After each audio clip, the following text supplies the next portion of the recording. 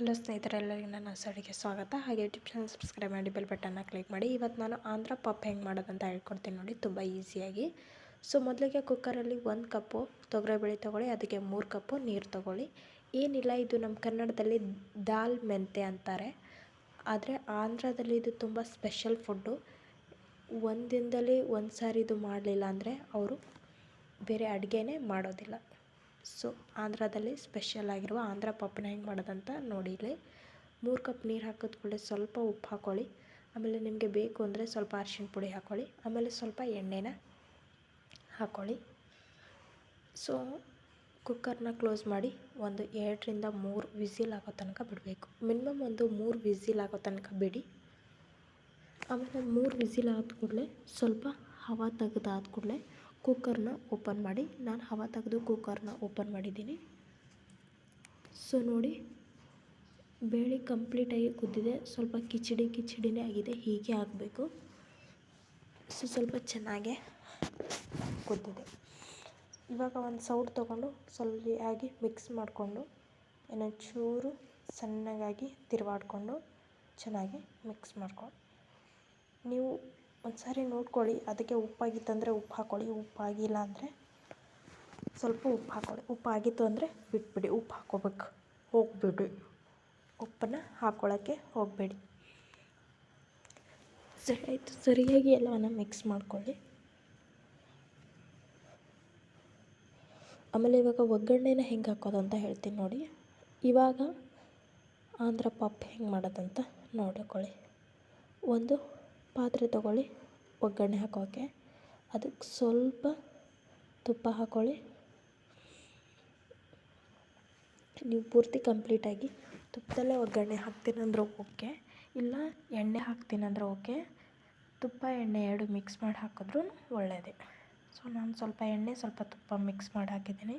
ಸ್ವಲ್ಪ ಜೀರಿಗೆ ಆಮೇಲೆ ಸ್ವಲ್ಪ ಸಾಸಿವೆನ ಹಾಕ್ಕೊಂಡಿದ್ದೀನಿ. ಸ್ವಲ್ಪ ಆವಾಗಲೇ ಜೀರಿಗೆ ಹಾಕಿದ್ದೆ, ಇವಾಗ ಸಾಸಿವೆ ಹಾಕಿಬಿಟ್ಟೆ. ಆಮೇಲೆ ಇಲ್ಲಿ ಸ್ವಲ್ಪ ಕೊತ್ತಂಬರಿ, ಕರಿಬೇವು, ಆಮೇಲೆ ಒಣಮೆಣಸಿನ್ಕಾಯಿ ಗೊತ್ತಲ್ವ, ಅದನ್ನು ಹಾಕ್ಕೊಂಡಿದ್ದೀನಿ. ಸೊ ಸರಿಯಾಗಿ ಎಣ್ಣೆಯಲ್ಲಿ ಮಿಕ್ಸ್ ಮಾಡ್ಕೋಬೇಕು.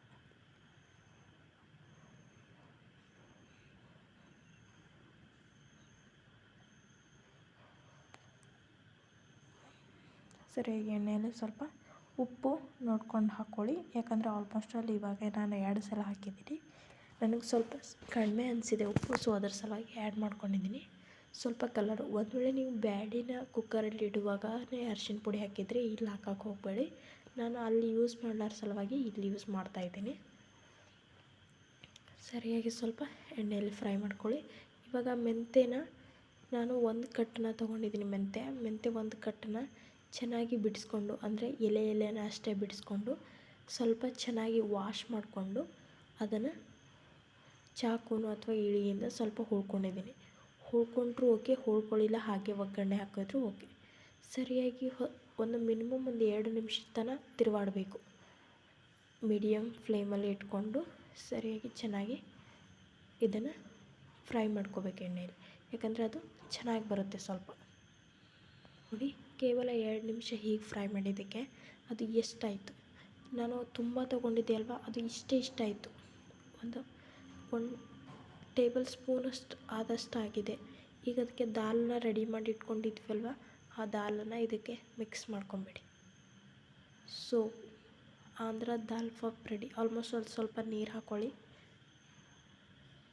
ಸ್ವಲ್ಪ ನೀರು ಹಾಕ್ಕೊಂಡು ಸರಿಯಾಗಿ ಎಲ್ಲವನ್ನು ಮಿಕ್ಸ್ ಮಾಡಿಕೊಂಡು ತುಂಬ ಹೊತ್ತು ಫ್ರೈ ಮಾಡಿ ಸರಿಯಾಗಿ ಎಲ್ಲವನ್ನು ಮಿಕ್ಸ್ ಮಾಡ್ಕೊಳ್ಳಿ. ಸೊ ಆಲ್ಮೋಸ್ಟು ದಾಲ್ ಪಪ್ ರೆಡಿ ಆಯಿತು. ಆಂಧ್ರ ಪಪ್ ಫೈನಲಿ ರೆಡಿಯಾಗಿದೆ ನೋಡಿ. ಸ್ವಲ್ಪ ಕುದಿಯೋಕೆ ಬಿಡಿ, ಮಿನಿಮಮ್ ಒಂದು 2ರಿಂದ 3 ನಿಮಿಷ ಚೆನ್ನಾಗಿ ಕುದಿಯೋಕೆ ಬಿಡಿ.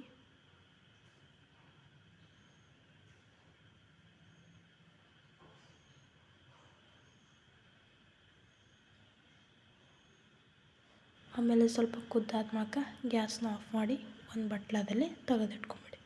ತುಂಬ ಪೇಷನ್ಸಿಂದ ನನ್ನ ವಿಡಿಯೋ ನೋಡಿದ್ದಕ್ಕಾಗಿ ತುಂಬ ಧನ್ಯವಾದಗಳು. ಹಾಗೆ ನನ್ನ ಯೂಟ್ಯೂಬ್ ಚಾನಲ್ಗೆ ವಿಸಿಟ್ ಕೊಟ್ಟಿದ್ದಕ್ಕಾಗಿ ಧನ್ಯವಾದಗಳು. ಇವತ್ತೇ ನೀವು ಹೊಸ ವಿಡಿಯೋ ನೋಡ್ತಿದ್ರೆ ಸಬ್ಸ್ಕ್ರೈಬ್ ಮಾಡಿ, ಬೆಲ್ ಬಟನ್ನ ಕನೆಕ್ಟ್ ಮಾಡಿ, ಹೀಗೆ ಸಪೋರ್ಟ್ ಮಾಡ್ತಾಯಿರಿ. ಧನ್ಯವಾದಗಳು.